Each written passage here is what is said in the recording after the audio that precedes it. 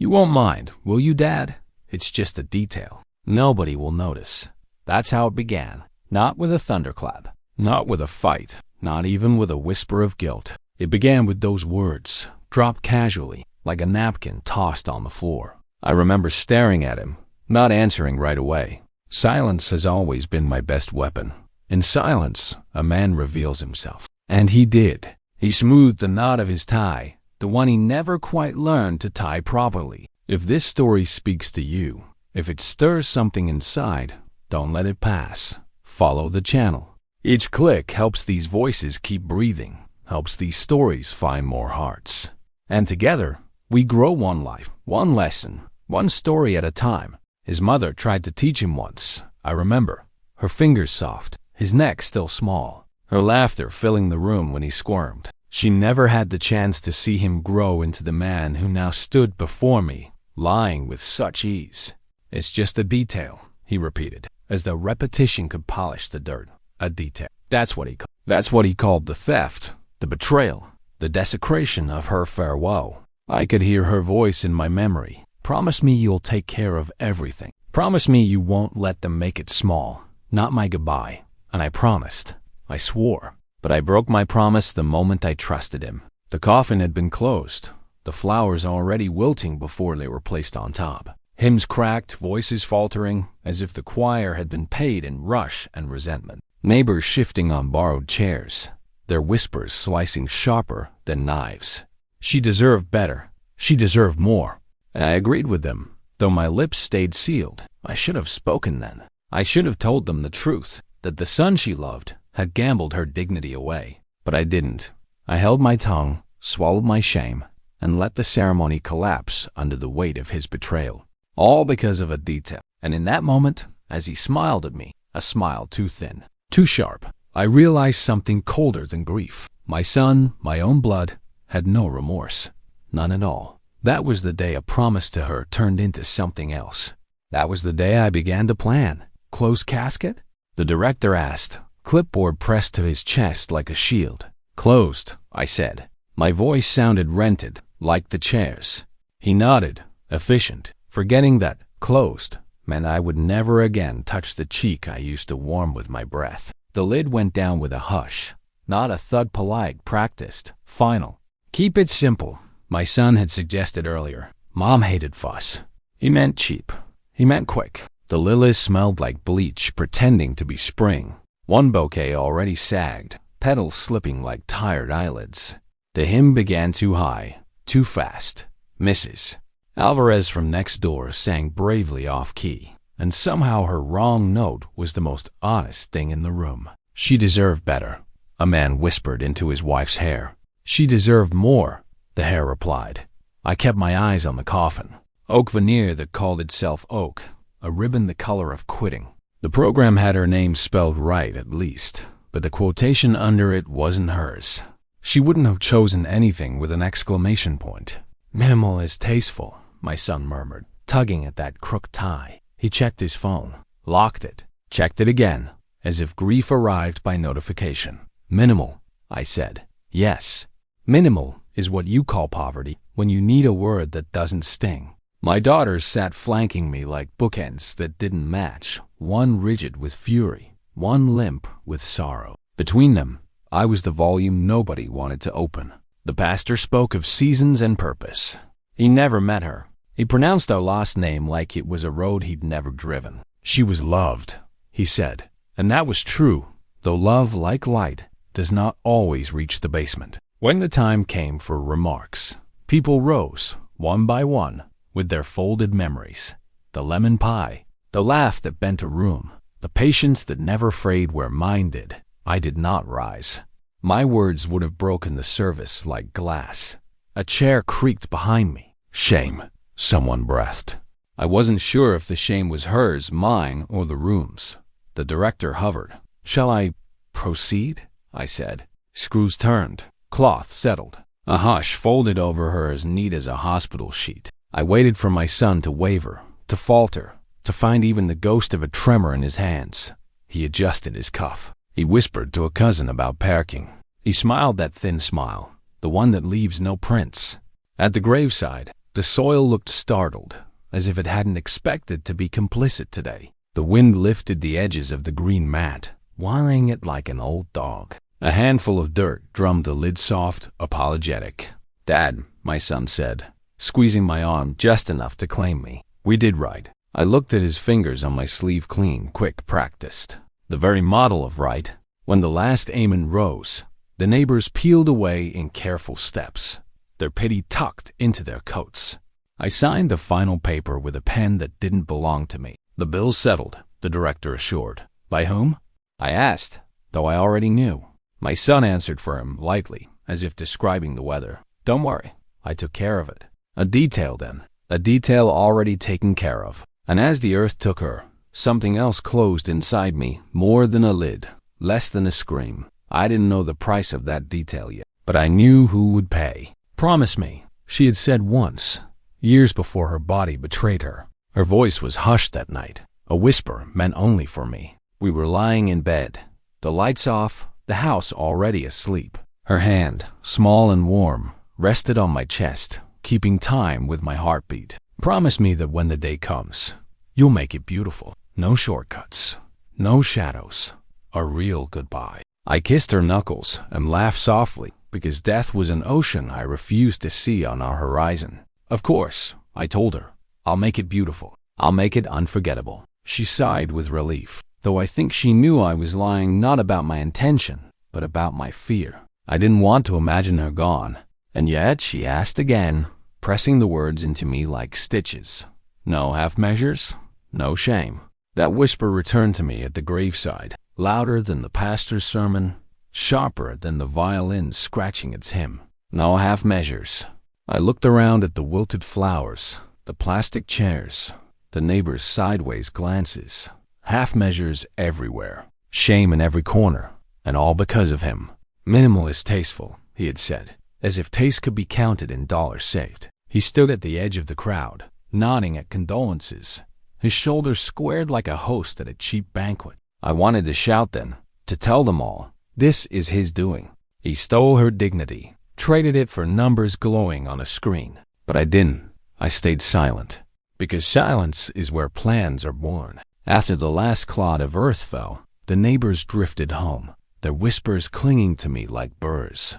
My daughters kissed my cheek, their eyes red, but they said nothing. They didn't know, not yet. He lingered by the car, tapping at his phone. His tie finally loosened. "It went well," he said. "Well?" I repeated. The word tasted like rust. "She wouldn't have wanted drama," he added, slipping the device into his pocket. "You know, Mom, simple, elegant, a quiet exit." I thought of her whisper, no half measures, no shame, and I answered him with silence. Inside, the whisper grew louder. It filled my chest, my throat, my skull. It was no longer her voice alone, it was mine as well. A duet of the living and the dead, promising something I had not yet dared to speak aloud. Yes, there would be a promise kept, but not the way he expected. It happened the way most truths do by accident, not during the funeral, not while condolences still clung to the air like damp wool. No, it came later, in the kitchen, when the house had emptied and the silence grew bold enough to speak. He was leaning against the counter, tie loosened, jacket draped carelessly over a chair. He poured himself a drink without asking, the bottle sighing as though it, too, was weary of him. "You held it together," he said. "I'm proud of you." Proud. The word stung, misplaced, like a metal pinned to the wrong soldier. I rinsed a plate that didn't need rinsing.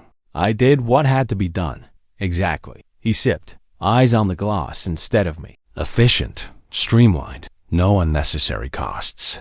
That's what matters. Costs. The word hung in the room like a moth near flame. I turned. "What do you mean by costs?"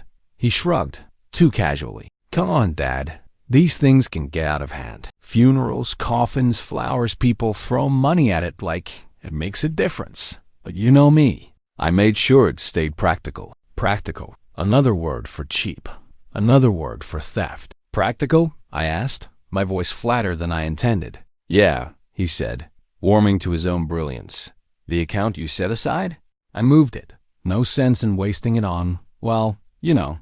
Mom wouldn't have cared about velvet curtains or gold-trimmed programs. She hated extravagance.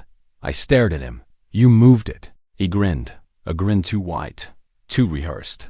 Invested it. The market's ripe right now. Tech, renewables, even some crypto. It's the future, Dad. Think of it as building something in her name. The glass in his hand caught the light, glinting like a blade. His words fell with the rhythm of a salesman's pitch, not a son's confession. I set the plate down carefully because my hands were no longer steady. And what if it doesn't grow? He laughed. Actually laughed. It already has. You'll see. Give it time. I wanted to strike him then. Not with fists. Fists are too honest. But with words, with truths, with the shame he so carefully sidestepped. But I didn't. Not yet. I wiped my hands on a towel, though they were already dry. Time, I repeated. Yes, he said, clinking his glass against the counter as though toasting an invisible guest. Time always pays. And that was the slip. The moment the mask cracked, and I saw what lived beneath it. Not grief, not love, but hunger. He left the kitchen whistling, carrying his glass as if it were a trophy. I stayed behind, staring at the towel, at my hands, at nothing. The whisper of her promise returned, louder than ever. No half measures, no shame. And in that echo, I felt something harden inside me like stone settling into place. The beginning of a plan. He smiled at me that night. Not the clumsy grin of a boy with chocolate on his chin. Not the wide-lipped burst of laughter he used to give his mother when she teased him. No, this smile was something else. Something practiced. Thin as a blade, sharp as a lie. I had never seen it before, not on his face. But I had seen it in others, in men who calculated more than they confessed. In neighbors who measured worth in what could be counted. In the kind of people I once swore he would never become. Yet there it was, sitting on the mouth of my own son. You'll thank me later, he said. You'll see. It's smart. I'm thinking long term. I studied the way his teeth flashed in the light, the way his eyes didn't join the smile. Empty eyes, like shutters closed against weather. Long term, that's what he called it. As though her dignity were a stock to be traded, as though her farewell were an asset to be managed. He raised his glass again, sipping as if toasting himself. She'd understand. Would she? I thought of her whisper in the dark, years ago. Promise me. No half measures. No shame. If she could see him now, our boy, our firstborn, what would she say? Would her heart break? Or had she always known the selfishness that I, blinded by fatherhood, refused to see? I wanted to ask him, do you feel nothing? But the question would have been wasted. He felt plenty greed, pride, the smug warmth of getting away with something. But guilt? No, that chamber was empty. So I said nothing. I let him smile, let him savor his illusion of cleverness. Silence is stronger than rebuke. Silence digs under skin, nests in the marrow. When he finally left the room, still smiling, I remained where I was, listening to the echo of it. The smile didn't fade in my mind. It grew. It filled the corners of the house, seeped into the walls, lingered in the air like smoke. I knew then what I hadn't dared to admit before. There would be no apology, no remorse, no reckoning born of his own conscience. If justice came, it would not come from him. It would have to come from me. And in that realization, a smile different, smaller, colder tugged at my own lips. Nights lengthened after the funeral, stretching like taut wires ready to snap. I lay in the bed she once warmed, staring at the ceiling as though the plaster might answer questions I could not ask aloud. The house was too quiet. Even the clock seemed hesitant, its ticks arriving like footsteps in another room. I would turn toward her side of the mattress out of habit, only to find the hollow curve of absence. The sheet still faintly smelled of lavender. That scent was a knife. I tried closing my eyes, but each time I did, her whisper returned. Promise me. No half measures, no shame. And then his smile would intrude thin, triumphant, merciless. I rose often, pacing the hallway, touching the door frames like a blind man mapping his prison. In the kitchen, I poured tea I never drank. At the window, I watched the street as if expecting someone to arrive, someone who could absolve me of my silence. But no one came, only the wind, only the darkness. I thought of our years together, me and her, not him. Summers at the shore, winters by the fire, arguments about nothing that we later laughed over. I thought of the way she held my hand when I confessed my fears of aging, of dying. She squeezed it and said, "We'll go together." But we hadn't. She went first, and I was left with the echo and the betrayal. Sometimes I spoke aloud into the night. Why did he do it? I asked the lamp, the window, the ghost of her perfume. No answer. Only silence. The kind that pushes back against you, heavier than words. I turned over papers, old bank statements, receipts yellowed with time. I studied them until the numbers blurred, until I could almost see his hand stealing from me, from her, from the grave itself. One night, around 3 in the morning, I stood in the hallway mirror. My reflection startled me, lined, gray, eyes bloodshot with sleeplessness. I looked less like a father and more like a witness waiting to testify. That was the hour I understood. This weight would not lift on its own. It needed to be placed carefully, deliberately, where it belonged. And so the nights became less about mourning and more about building a plan, stone by stone, silence by silence. By dawn, I had decided. The papers lived in an old tin box, tucked beneath the bed like contraband. I hadn't opened it in years, not since she was alive, not since we filed away the last of the mortgage receipts, the last of the tuition bills, the last of the dreams we could afford. But the night demanded it. I pulled the box out, sat on the floor in the glow of a single lamp, and pried open the rusted latch. Inside, the archaeology of a marriage. Bank statements folded and refolded until the creases were wider than the paper itself. Insurance documents with signatures that looked younger than I remembered my hands ever being. Receipts from vacations we almost couldn't afford but took anyway, because she said memories are more valuable than money. She was right. And letters. God, the letters. She had written me notes in the early years, scraps of paper tucked into lunch bags, on bathroom mirrors, in the pocket of my coat. Thinking of you. Don't forget the milk. Love you, even when you're impossible. I ran my fingers over the ink, as though touch might bring her voice back. Mixed among them were her lists, neat, orderly, her handwriting looping with confidence. Lists for groceries, for school supplies, for birthdays. And there, near the bottom of the pile, a list labeled simply, "Final Arrangements." Her words, not mine. I read them carefully, aloud. Though the house was empty, flowers fresh, not borrowed, music chosen, not random, open casket, family close. I stopped. My throat tightened. She had wanted an open casket, and he had closed it. Another theft, not just of money, but of her last request. I pressed the paper flat against my knee, staring at the tidy letters until they blurred into water. Her voice came back to me then, not as a whisper this time, but clear, insistent. Promise me. No half measures.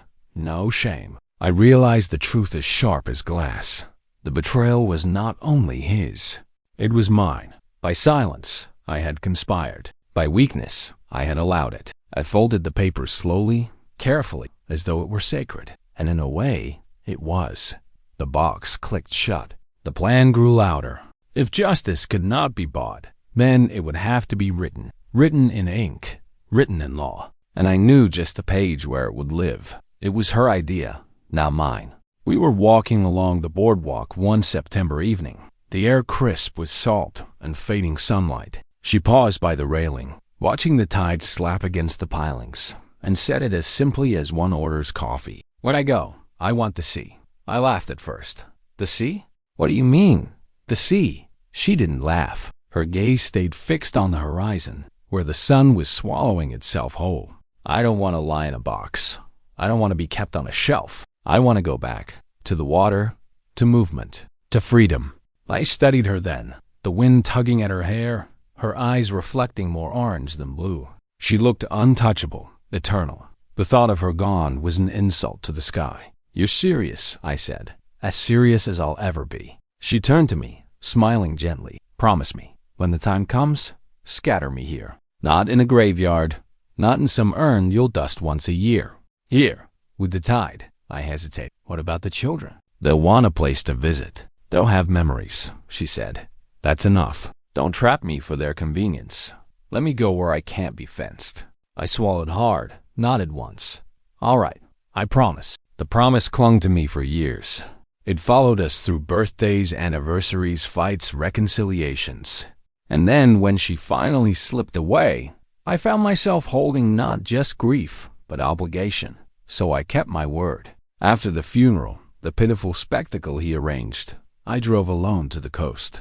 I carried the urn, heavy and ugly, its brass dented, its lid already loose. The beach was empty, the tide pulling long fingers across the sand. I waded in, knees aching, shoes filling with cold water.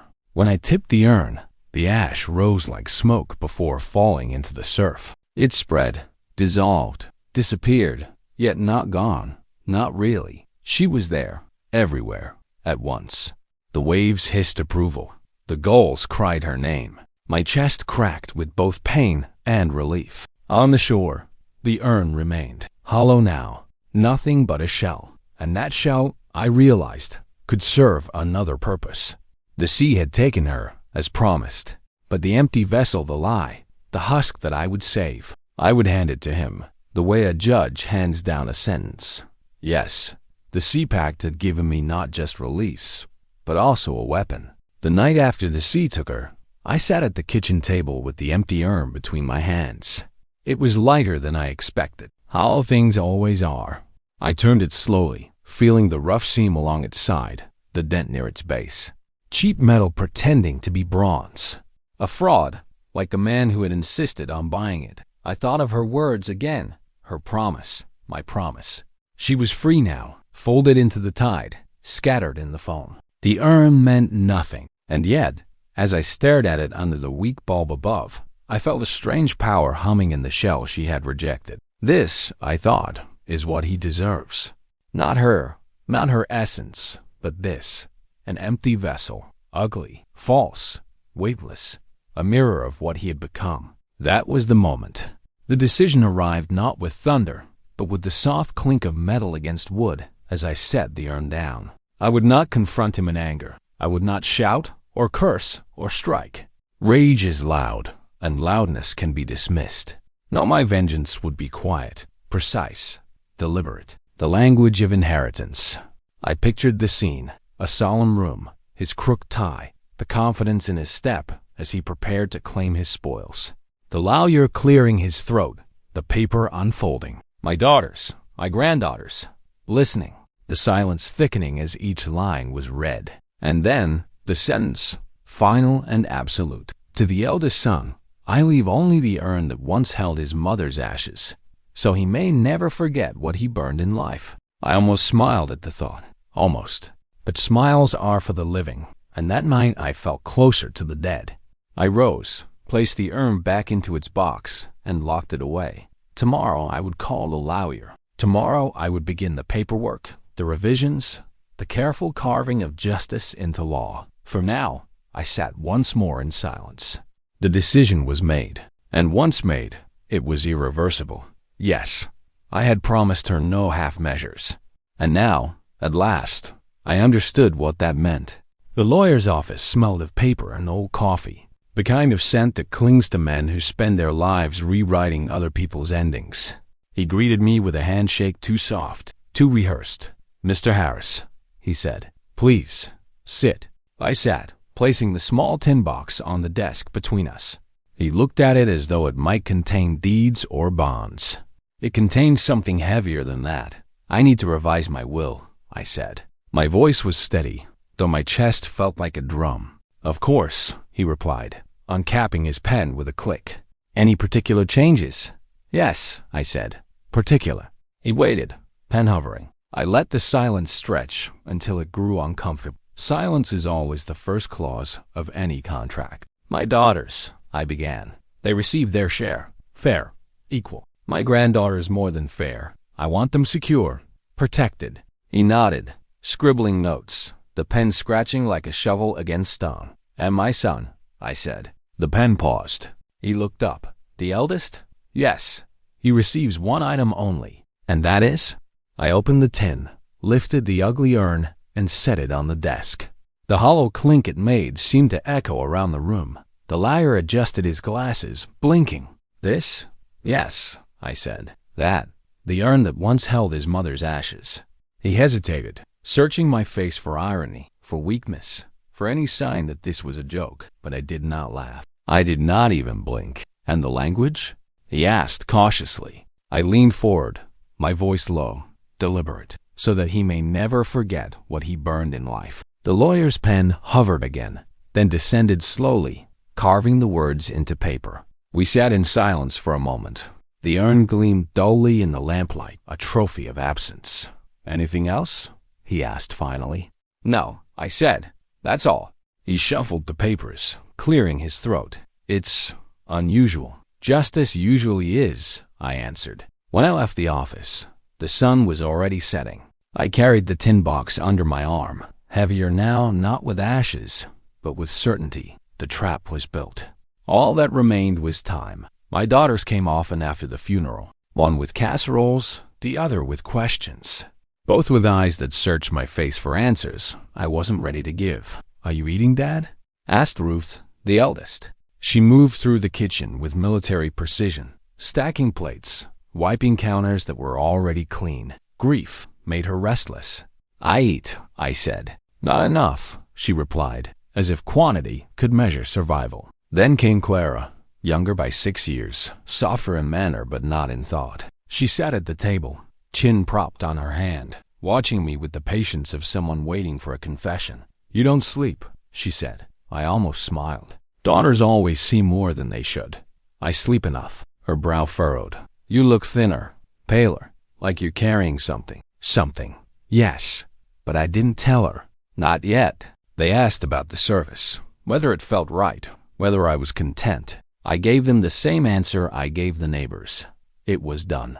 But Ruth's lips pressed into a line, and Clara's eyes watered. Neither of them believed me. And then, as always, the shadow appeared, their brother. They didn't speak of him directly, not at first. Ruth busied herself with dishes, Clara with the hem of her sleeve. Finally, Ruth asked, "Did he help you at all with the arrangements?" I paused too long. Silence is an answer. Clara glanced at me, quick and sharp. I thought so. I wanted to tell him everything, that he had stolen the money, that he had stripped their mother's dignity to feed his greed. But anger spoken too soon can sound like madness. And I needed their faith, not their doubt. So I only said, "He has his way of helping." Ruth snorted, a sound too bitter for her small frame. "If that's help, I'd rather do without." Clara reached across the table, touched my hand. "We'll look after you, Dad. We won't let you be alone." Her touch was warm, real. For a moment, it almost undid me. But I held steady, because promises are heavier than grief, and mine was not yet fulfilled. As they left, Ruth kissed my cheek briskly, Clara more softly. At the door, Clara turned back. "Whatever you're holding in, don't carry it too long. It will crush you." I nodded, said nothing. Some truths are not ready for daylight. Not yet. They arrived in a whirl of pink backpacks and tangled hair, the sound of their laughter spilling into the house like sunlight through a crack. "Grandpa!" The younger one squealed, throwing herself into my lap before I could stand. Her arms were small but fierce, wrapping around my neck as though she could anchor me to life itself. The elder followed with a quieter smile, slipping her hand into mine. "Mom said you've been lonely," she whispered. Children whisper, loudly, lonely. The word clung, but I didn't correct her.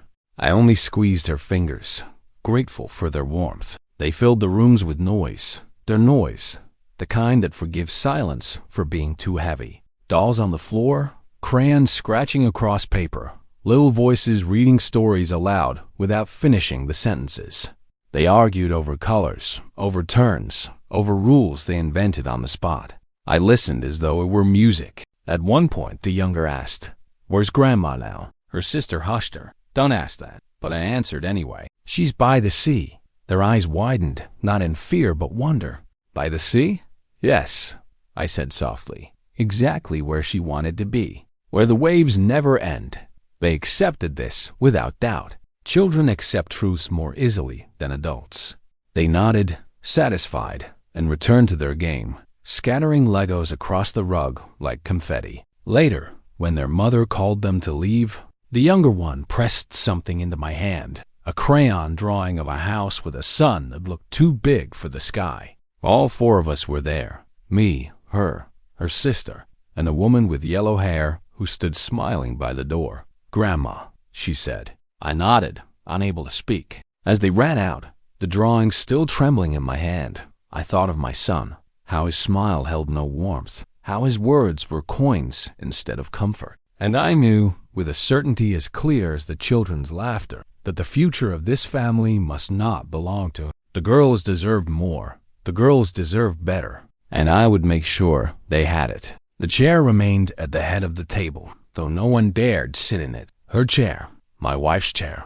At dinner, we gathered around as if she might still arrive late, apron dusted with flour, humming some tune that never quite found its key. But the chair stayed hollow, a monument to absence.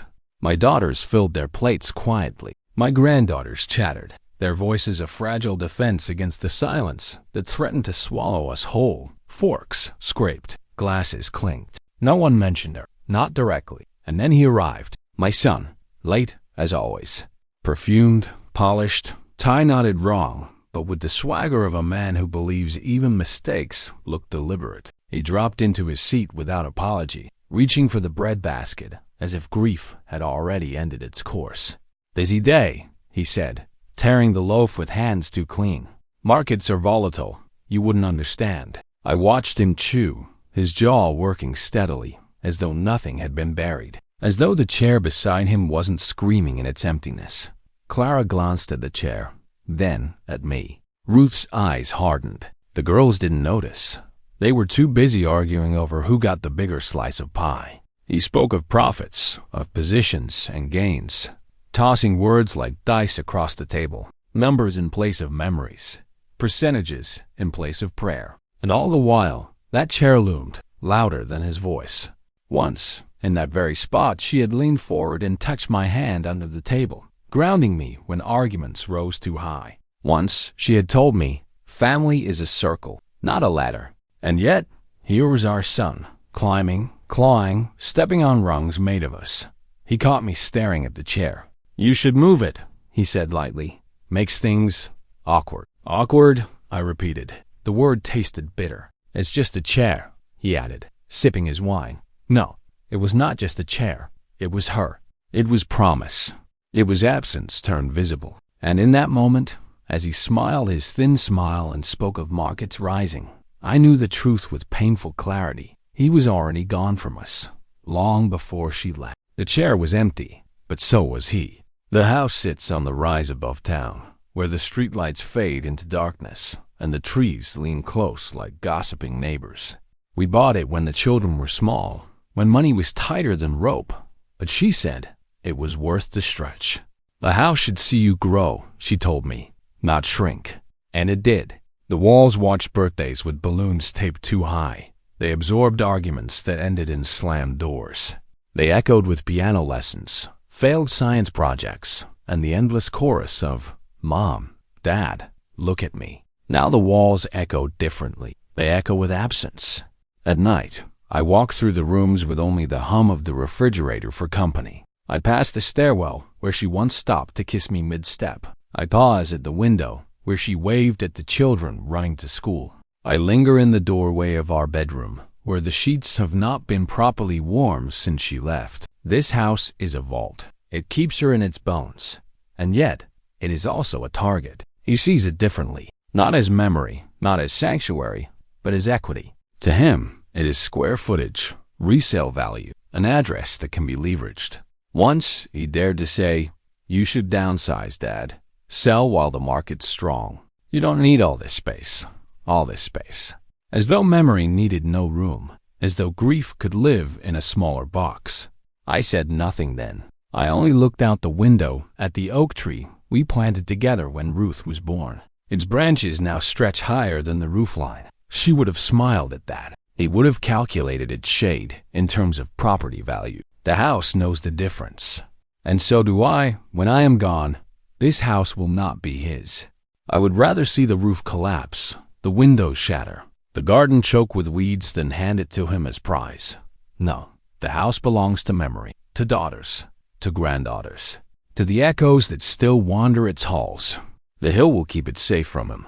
I will make sure of that. There were nights, I almost told him, Nights when rage boiled so hot in my chest that silence felt like poison. I imagined calling him, demanding he come, forcing him to sit across from me while I laid out every receipt, every stolen dollar, every betrayal. I imagined shouting, slamming my fist on the table, stripping away the smugness from his face.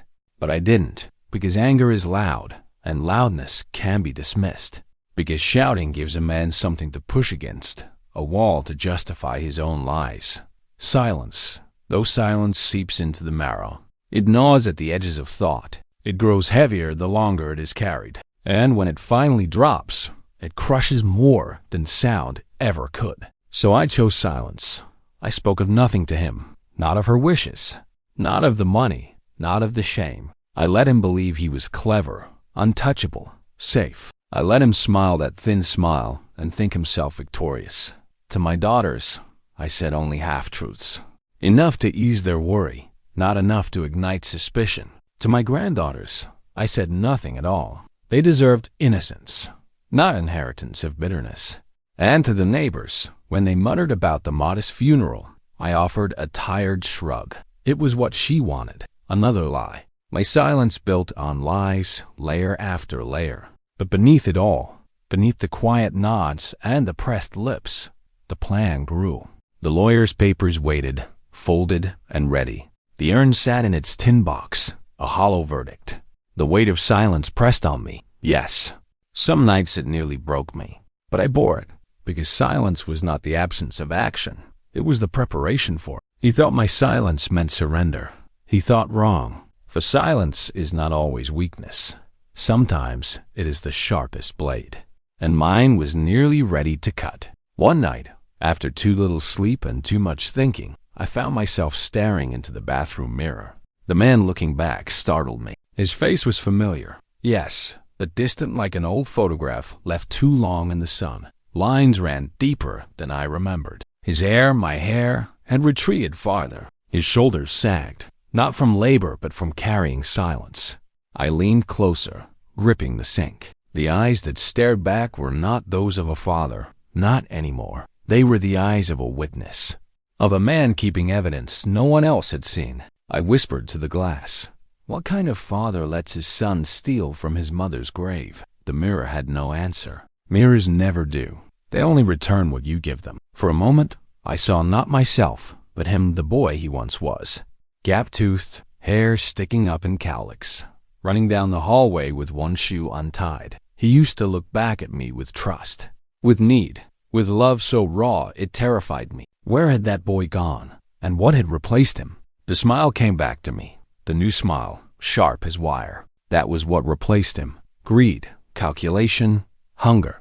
A son who could look at his mother's final moments and see only numbers on the screen. I lifted my hand, pressed it flat to the mirror. The glass was cold. My reflection copied me perfectly, but it felt like another man's gesture. Am I still a father? I asked, or just a man preparing judgment? The question hung heavy in the room. Behind it, her voice returned. Promise me, no half measures, no shame.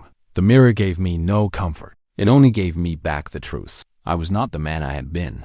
I could never go back to being only husband, only father, only neighbor.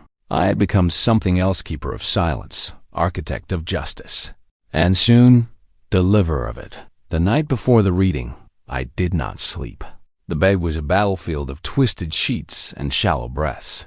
I lay flat on my back, eyes open, staring at the ceiling as though her whisper might be written there. Promise me. No half measures, no shame. The house groaned with its usual sounds, the pipes shifting, the branches brushing against the roof, but each noise seemed louder, more insistent. Even the clock ticked like a hammer, striking time not forward but down, closer and closer to the moment of reckoning. I rose at 2, padded barefoot through the hall, and opened the tin box once more. There it was, the urn, hollow, ugly, dented. The sentence itself, waiting patiently to be spoken. I lifted it, held it against my chest. For a fleeting second, I imagined it was full again, that she was still inside, that her weight could anchor me. But no, the truth rattled in the emptiness. At the kitchen table, I brewed coffee I did not drink. Steam curled into the air, then vanished, like memory itself. I tried to picture her beside me, her hands around the mug, her voice reminding me to breathe. But memory is cruel at such hours.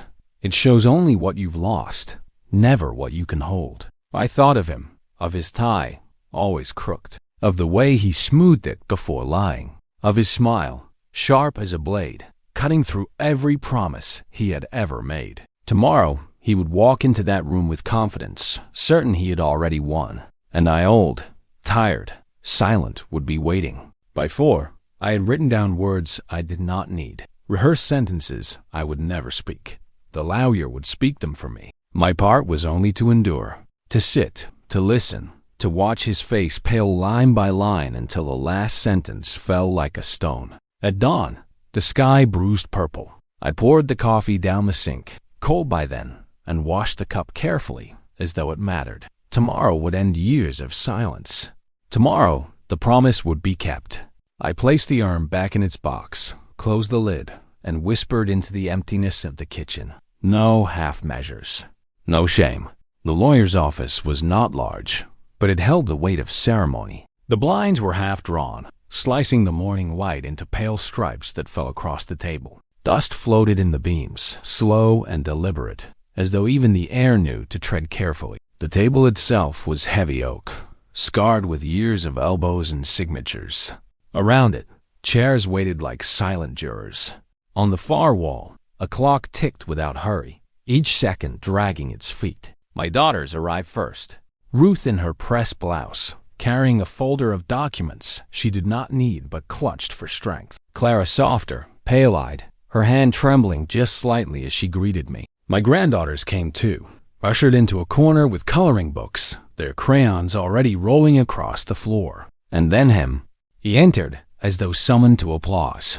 Tie crooked, cufflinks gleaming. He offered handshakes where none were needed, laughter where silence belonged. He took his seat with the assurance of a man rehearsing victory. "Morning, everyone," he said, flashing that smile thin, sharp, practiced.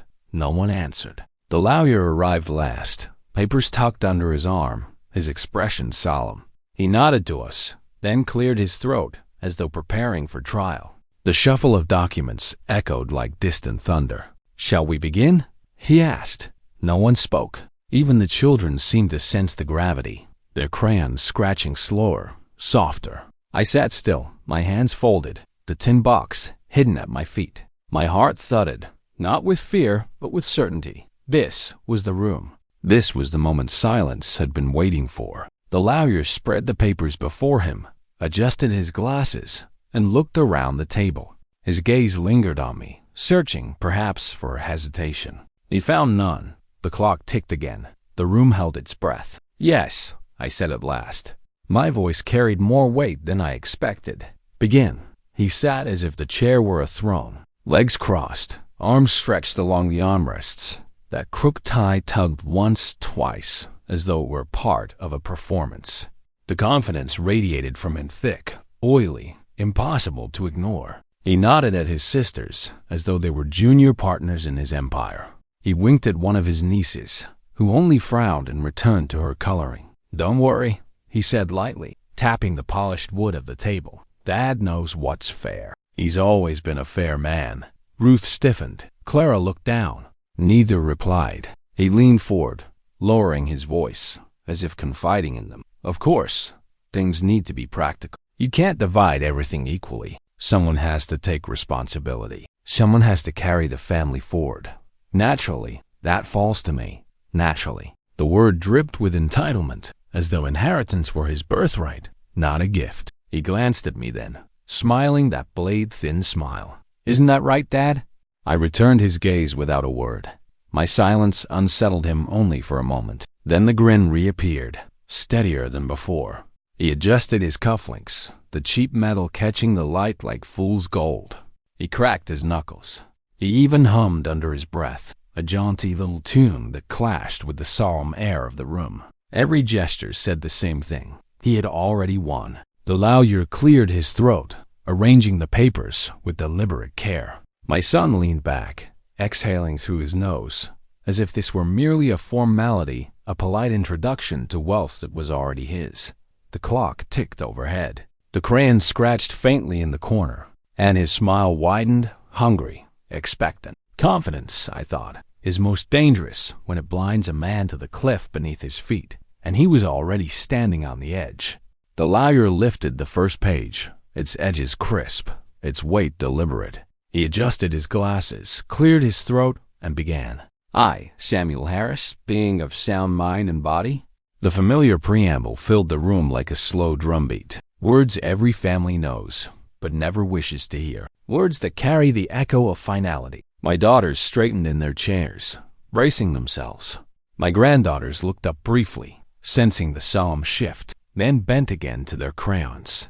And my son leaned back, lips curved, eyes half-lidded with satisfaction. The lawyer continued, steady, impartial. To my daughters, Ruth and Clara, I leave. Ruth's hand gripped the edge of the table. Clara inhaled sharply. Their eyes flickered toward me, searching, perhaps, for reassurance. I gave them none. Not yet. The allocations were precise. Accounts, property, keepsakes chosen with care. My daughters listened, their expressions shifting grief, mixing with relief, sorrow with gratitude. They were not left behind. They were seen. My son yawned, stifling it behind his hand, as though their inheritance were nothing more than appetizers before the main course. His gaze slid toward the unopened envelope still resting on the table. His prize, waiting. The lawyer turned a page. His voice remained measured, but I detected the faintest hesitation, a pause that lasted half a heartbeat longer than necessary. To my granddaughters, little heads lifted again, puzzled, though they would not understand the numbers, the trusts, the protections written in ink for their future. Their mothers did. Tears welled quietly in Ruth's eyes. Clara pressed a hand to her mouth, and still my son smirked. His fingers drummed against the armrest, impatient, certain. The lawyer reached the final section. The room shifted, the air thickening as though everyone sensed what was coming. Even the clock seemed to slow, its ticking now loud, deliberate, ominous. My son leaned forward, adjusting his tie, ready to receive what he believed was his crown. The lawyer looked at me once, a brief glance, then lowered his eyes to the page. And he read. The lawyer's voice did not tremble. He read each word with the precision of a scalpel, slicing the silence into thin strips. To my eldest son, the pause was deliberate. My daughters stiffened. My granddaughters glanced up, sensing the air grow heavy. And my son, he leaned back, shoulders widening, his grin blooming like a flag planted on conquered ground. I leave. The lawyer adjusted his glasses. The page did not waver in his hands, but his voice, quiet as it was, carried a strange weight.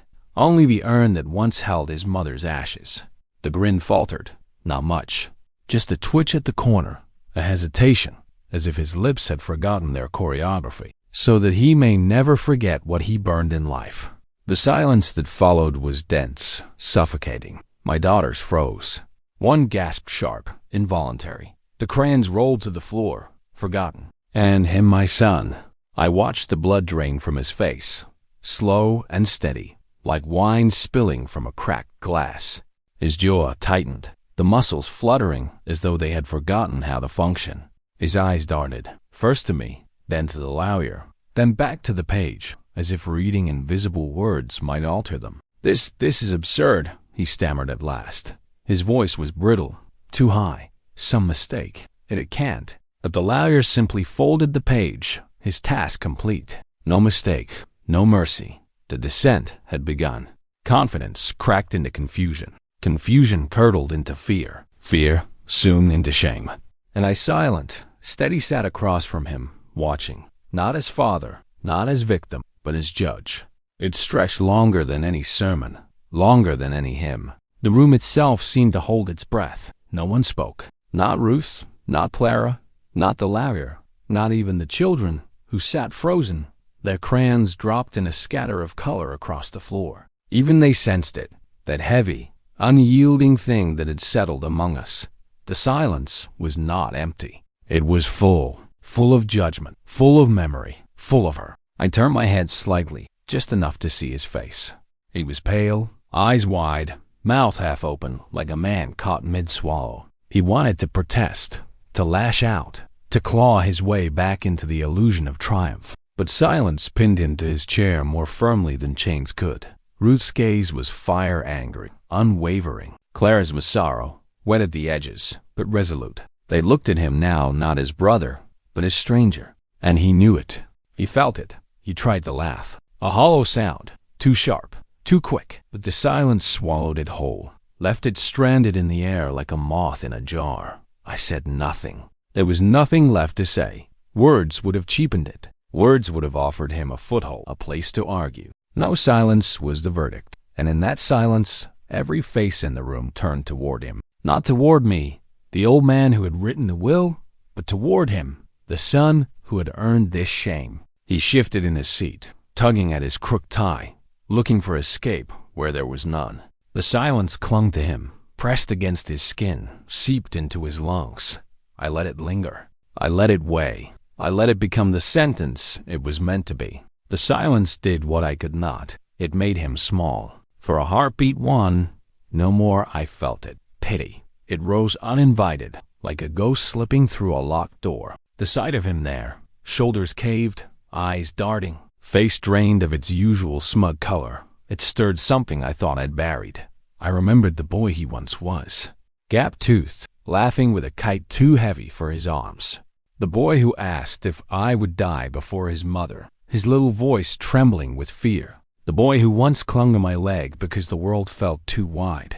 For that heartbeat, I almost saw him again. Almost. But then the image shattered. The boy was gone, replaced by the man who sold his mother's dignity for profit, who called betrayal a detail, who smiled at her coffin as if it were a ledger balanced to his favor. The pity died as quickly as it came. He looked at me then, searching for something, mercy perhaps, or an opening to plead. But I gave him nothing. My silence was absolute, my gaze steady, my judgment final, because mercy belongs to the innocent, and pity, when given to the guilty, is nothing but weakness. So I held firm. He would carry the urn, empty though it was, heavier than stone. He would carry it not in his hands, but in his chest, in his dreams, in the whispers that would follow him through every room he entered. And I would keep my promise. No half measures, no shame. For one instant, I almost forgave him. Almost. But almost is nothing, and nothing is all he deserves. Thank you for staying with me and listening this far. Your attention is a gift. Did these minutes mean something to you? Then please, follow the channel. Every click from you is a push that helps me keep bringing stories that truly stay with us.